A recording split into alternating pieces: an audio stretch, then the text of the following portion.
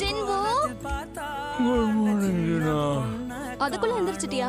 ஆமா, என்ன பண்றது, எந்திரிச்சிட்டேன். பத்திரமா ஸ்கூலுக்கு போயிட்டு வா. சரி, ஃப்ரிட்ஜ்ல சாப்பிடுறதுக்கு நேத்து நைட்டு சமைச்சது இருக்கு, அதை எடுத்து சாப்பிட்டுக்கோ. நீ என்ன விட இப்ப உயரமா வர இருக்க. எக்ஸசைஸ் பண்ணா உயரமா ஆவாங்களா?